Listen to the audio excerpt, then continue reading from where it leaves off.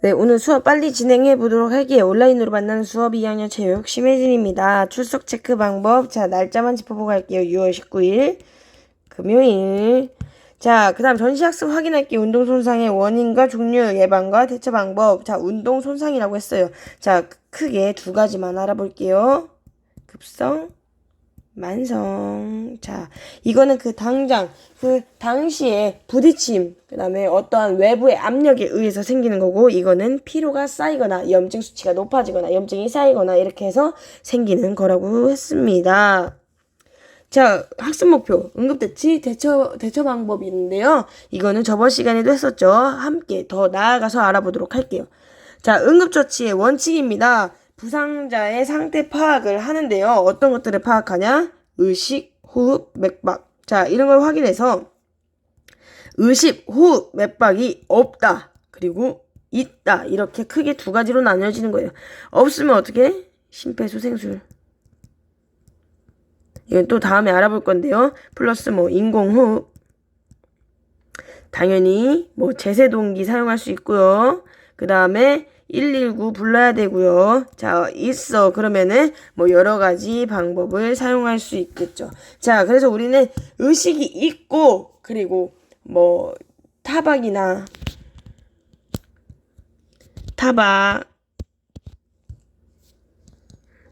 골절, 그리고 염좌, 탈구, 이럴 때 사용하는 대표적인 방법인데요. RICE라는 방법부터 알아보고 가도록 할게요. 자, 이거는 순서라고 생각하면 마음이 편해요.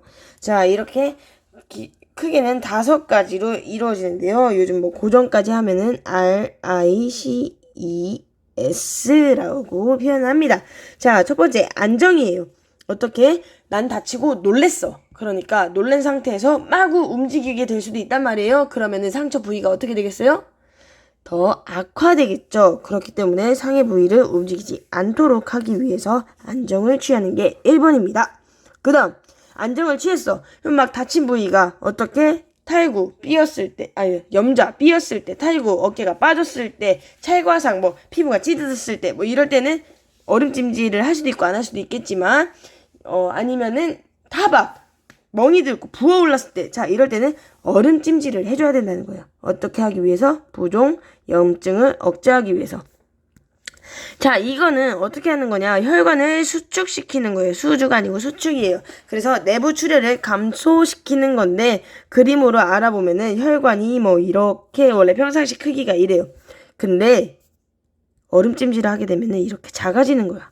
그래서 혈류가 이만큼 갔던 게 이렇게 한 개밖에 안 가도록. 그러면은 상처 부위에 이렇게 피가 작게 가면은 붓기가 가라앉게 되어 있어요. 그러한 효과를 보기 위한 겁니다. 세 번째, 압박, 붓기 억제, 회복 촉진이에요. 자, 보면은 우리가 이걸 어렵게 생각할 수도 있는데 압박은 어떻게 하는 거냐? 붕대 감는 거 생각하면 됩니다. 자, 붕대를 감아서 그 상처 부위에 피가 안 통하게 한다? 자, 그게 아니고 피가 적게 흐르게 한다. 알겠죠? 그 다음에 4번째, 환부 높임. 심장보다 높게. 출혈 억제, 부종 방지. 이것도 똑같죠. 심장보다 높은 곳에 있으면 중력에 의해서 피가 가는 게 쉬울까 어려울까? 어렵겠죠. 그래서 이렇게 하는 겁니다. 5번째, 뭔가 뼈가 부러졌어요. 그렇게 하면은 우리가 이걸 달랑달랑 움직이면 될까 안 될까? 안 되죠. 붕대나 예를 들면 나무 토막 이런 걸로 고정을 시켜주게 되는 겁니다. 자, 그 다음에 우리가 지난 시간에 배웠던 체육책 그 다음 페이지인데요. 감상 및 비평하기예요. 이게 너무 문구들이 좋아서 여기서 한번 짚어보도록 하겠습니다. 첫 번째, 발목을 뺀 직후에는 온찜질을 하지 않는다. 선생님 왜요? 라고 되물을 수 있는데 여기 아주 좋은 설명들이 나와 있어요. 발목이나 손목을 삐어 염자가 생긴 직후에는 온찜질을 하면 안 된다. 염자가 생겼을 땐 절대로 온찜질을 하면 안 된다. 왜냐? 염자 부위에 뜨거운 것을 올리면 혈류량이 증가하면서 선생님이 좀 전에 설명했죠. 혈관이 이만했다가 온찜질을 하게 되면은 냉찜질과는 반대로 이렇게 커지는 거야. 그럼 하나만 흐르던 게 많이 흐르게 되는 거죠. 그러면 더 부풀어 오른대요. 이 부풀어 오는 것이 왜 안 좋냐? 자, 그러면은 부종도 높아지고 염증도 높아지고 그러면 어떻게 되겠어요? 결론은 고통은 배가 되겠죠. 그렇기 때문에 온찜질을 하지 않는다는 거예요. 그러면 ICE를 봤을 때 ICE 이 세 개 모두 부종을 방지 위한 거였어요. 부종을 방지하는 것이 얼마나 중요한지 여기서 알 수 있겠죠. 그래서 우리는 차가운 물로 냉찜질, 얼음 주머니로 냉찜질을 해요. 붓기를 가라앉히는 것이 올바른 응급처치 방법이다 라고 알 수 있죠. 자, 그 다음 코피가 날 때는 고개를 뒤로 젖히지 않는다. 체육실에 코피가 나나? 생각보다 많이 납니다. 부딪히는 경우가 많아요. 정신을 못 차렸을 때 공에 맞을 수도 있고 혹은 운동을 하던 친구에게 맞을 수도 있고 이런 건 다 그러니까 억지로 때리지 않았지만 실수로 했을 때 이야기예요. 그럴 때는 옛날에 어른들은 머리를 뒤로 젖히라고 뭐 이렇게 했었는데 그러면 절대로 안 돼요. 그럼 피가 기도로 넘어가서 막힐 위협이 있습니다. 그렇기 때문에 코피가 날 때는 고개를 앞으로 숙이고 피가 그냥 앞으로 흘러서 나올 수 있도록 앞으로 숙이면 돼요. 그 다음에 코끝 1.5cm 위쪽을 엄지와 검지로 잡는 거예요. 한번 그려볼까요? 자, 코끝 1.5cm. 자, 이 부분을 엄지와 검지로 이렇게 잡아주는 거예요. 자, 알겠죠? 그 다음에 콧등에 얼음주머니를 대거나 출혈이 심하면 코에 솜을 넣는 것이 올바른 응급처치 방법입니다. 자, 여기 또한 얼음주머니라는 말이 나와요. 왜 그럴까요? 맞아요. 여기도 똑같아요. 혈관을 작게 만들어서 혈류량을 적게 한다는 거예요. 그러니까 피가 적게 간다는 거지. 외부 출혈이 발생한 상황에서도 그 안에 흐르는 혈관의 혈류량, 피 양이 적어지면은 밖으로 빠져나오는 것도 적어지겠죠. 자, 다음입니다. 화상을 입었을 때는 얼음을 대지 않는다. 왜냐? 선생님, 차갑게 하면 되는 거 아닌가요? 라고 할 수 있는데 어떻게? 감염될 수도 있다. 자, 그래서 우리는 흐르는 깨끗한 찬물로 상처 부위를 충분히 씻어준 뒤 피부 안에 화상은 겉 표피만 그런 게 아니라 그 열감이 피부 안쪽으로도 전해지기 때문에 충분한 시간을 두면서 피부 속 열까지 식혀줘야 됩니다. 그래야지 2차 감염의 우려가 없어집니다. 자, 그 다음 갑자기 쓰러진 부상자를 승용차로 이동시키지 않는다. 오, 쓰러졌어. 친구가 쓰러졌어. 이거 난리 났어. 그래서 옮겨야 돼. 당장 병원 가야 돼. 이게 아니라 자, 그 아이에게 아까 봤던 응급처치 원칙 있잖아요. 부상자 상태를 확인하는 거예요. 그래서 보고서는 얘 쓰러졌어 했는데 빨리 병원을 데리고 가기 위해서 승용차로 옮기는 건 절대 안 돼. 왜냐면은 그 부상자가 어떤 이유 때문에 쓰러진지도 모르는데 그 사람의 몸을 움직이고 하는 것은 굉장히 위험하고 기도가 막히면은 어떻게? 기도가 막히면 산소 공급이 아예 차단이 돼요. 그럼 더욱더 큰 사고를 발생할 수 있는 거예요. 그렇기 때문에 차라리 부상자의 상태를 살피고 응급처치로 의식이 없다면 심폐소생술을 하고 있다면 다른 응급처치 방법들을 대처에 맞게 사용하는 것이 좋습니다.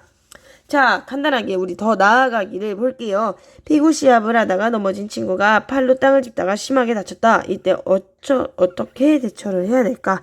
자, 이거 오늘 숙제예요. 문제예요. 땅을 짚다가 심하게 다쳤다. 자, 어디를 다쳤을까? 당연히 손목, 팔, 이렇게 다쳤겠죠. 손목이 꺾이고 팔이 까지고 이런 거겠죠. 힌트예요.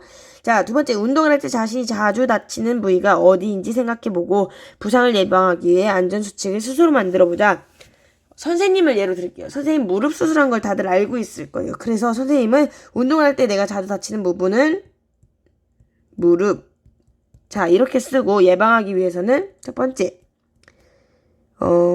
안전하기 위해서 준비 운동. 자, 두 번째, 무릎 보호대 착용. 자, 세 번째, 정리운동. 그리고 네 번째, 무리한 운동 하지 않기. 이런 걸로 쓸 수 있을 것 같아요. 쉽죠?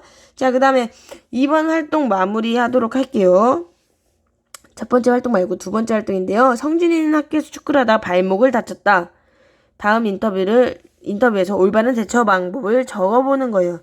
자, 읽어볼게요. 안녕하세요. 축구를 하다가 발목이 삐었다고 하는데 혹시 온찜질을 하셨나요? 될까요? 우리 배웠죠? 안 된다고 했어요. 그래서 아닙니다. 연자에 온찜질을 하면 더 부어오르기 때문에 보건실에서 얼음 주머니로 냉찜질을 하였습니다. 얼음찜질을 하였다는 거죠. 자, 그 다음 붓기가 가라앉은 다음엔 어떻게 하였나요? 피가 몰리지 않도록 종아리에 베개를 놓고 손상 부위를 높게 하였습니다. 라고 했어요. 자, 그럼 우리가 오늘 배웠던 R, I, C, E 중에 자, 이미 다친 상황이 아니니까 R 빼고 자, 그 다음에 얼음찜질 했대요. 그러면은 I 빼고 자, 그 다음에 손상 부위를 높게 했대요. 환부 높임 빼고 자, 이게 남았어요. 자, 이거를 작성해 주면 됩니다. 너무나도 쉽죠? 자, 25차시 체육과제입니다. 우리가 방금 수업에서 했던 더 나아가기와 활동 마무리 힌트 엄청 많이 줬어요. 너무 쉬워요. 중요한 부분이니까 꼭 작성해서 제출해 주길 바랄게요. 오늘 수업은 여기까지입니다.